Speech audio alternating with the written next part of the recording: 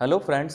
जैसे कि आपने न्यूज़ में देखा होगा कि मणिपुर के जो मुख्यमंत्री हैं एन बीरेन सिंह ने मुख्यमंत्री पद से इस्तीफा दे दिया है। और चूंकि अभी तक कोई नया मुख्यमंत्री नियुक्त नहीं किया गया है, तो राष्ट्रपति द्रौपदी मुर्मू ने वहां के राज्यपाल अजय कुमार भल्ला की रिपोर्ट के बाद मणिपुर में राष्ट्रपति शासन लागू कर दिया है। तो हमारे संविधान में तीन प्रकार के आपातकालीन स्थितियों का प्रावधान है। पहला है राष्ट्रीय आपातकाल, जो कि संविधान के अनुच्छेद 352 में उल्लेख किया गया है। दूसरा है राष्ट्रपति शासन, जो कि संविधान के अनुच्छेद 356 में उल्लेखित किया गया है। और तीसरा है वित्तीय आपातकाल, जो कि संविधान के 360 अनुच्छेद में उल्लेखित किया गया है। तो आज हम राष्ट्रपति शासन अनुच्छेद 356 जो आर्टिकल है उसका डिटेल से एक्सप्लेनेशन देखेंगे, क्योंकि इसी अनुच्छेद का उपयोग करते हुए राष्ट्रपति द्रौपदी मुर्मू ने मणिपुर में राष्ट्रपति शासन लागू किया है। तो सबसे पहले हम देखते हैं आरोपण का आधार, जिसमें सबसे पहला अनुच्छेद जो है वो है 355। तो अनुच्छेद 355 में यह प्रावधान है कि जो संघ है यानी केंद्र सरकार, वह बाह्य आक्रमण और आंतरिक अशांति से प्रत्येक राज्य की सुरक्षा करे, और जो प्रत्येक राज्य की सरकार है वह संविधान के उपबंध के अनुसार चलाया जाना सुनिश्चित करे। तो राष्ट्रपति शासन दो आधारों पर लगाया जा सकता है ना। राष्ट्रपति शासन दो आधारों पर घोषित किया जा सकता है। पहला स्वयं अनुच्छेद 356 में प्रावधान किया गया है, जिसमें प्रावधान यह है कि राष्ट्रपति यदि आश्वस्त हो जाता है कि जो राज्य की सरकार है वह संविधान के उपबंध के बिना अगर नहीं चल सकती है, तो राष्ट्रपति राज्यपाल के प्रतिवेदन के अनुसार या राज्यपाल के प्रतिवेदन के बिना भी राज्य में राष्ट्रपति शासन लागू कर सकता है। और दूसरा आधार है अनुच्छेद 365।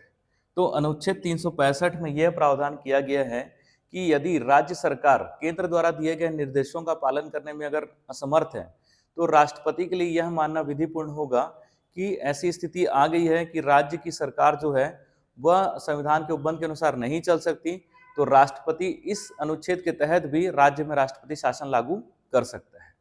तो आगे देखते हैं संसदीय अनुमोदन तथा समयावधि। तो अगर एक बार जो राष्ट्रपति शासन की घोषणा हो जाती है, तो इसे संसद के दोनों सदनों द्वारा 2 माह के भीतर सामान्य बहुमत से पारित कराना अनिवार्य है। ठीक है, तो दोनों सदन यानी कि लोकसभा और राज्यसभा से 2 महीने के भीतर इसका अनुमोदन हो जाना चाहिए। और कौन से बहुमत से पारित कराना है? सामान्य बहुमत से।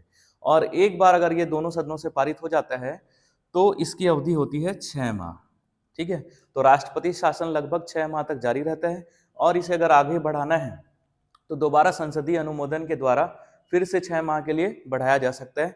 हालांकि इसे अधिकतम 3 वर्ष तक ही लागू किया जा सकता है। 6 माह बढ़ा के 6 माह में संसदीय अनुमोदन के द्वारा इसे अधिकतम 3 वर्ष तक ही जारी किया जा सकता है। इसके बाद राज्य में संवैधानिक तंत्र की स्थापना करना आवश्यक है। तो आगे देखते हैं राष्ट्रपति शासन के क्या क्या परिणाम होते हैं। तो पहला है मंत्रिपरिषद भंग, अर्थात राष्ट्रपति जो है वो मुख्यमंत्री के नेतृत्व वाली मंत्रिपरिषद को भंग कर देता है, और राज्य का प्रशासन राज्यपाल राष्ट्रपति के नाम पर मुख्य सचिव की सहायता से प्रशासन संभालता है। यही कारण है कि अनुच्छेद 356 को राष्ट्रपति शासन कहा जाता है। और दूसरा है कि राष्ट्रपति विधानसभा को या तो विघटित कर सकता है या निलंबित कर सकता है। यहाँ पे ध्यान देने वाली बात यह है कि राष्ट्रपति जो है विधानसभा को तभी विघटित कर सकता है जब इसे संसदीय अनुमोदन मिल चुका हो, यानी दोनों सदनों की अनुमति मिल गई है, तभी राष्ट्रपति जो है विधानसभा को विघटित कर सकता है। और जब तक संसद की अनुमति नहीं मिली है तब राष्ट्रपति केवल विधानसभा को निलंबित कर सकता है, और संसद इसे अगर अनुमति देने में असमर्थ है तो विधानसभा पुनर्जीवित हो जाती है। तो आगे है कि संविधान का अनुच्छेद 356 मूल अधिकारों पर क्या प्रभाव डालता है।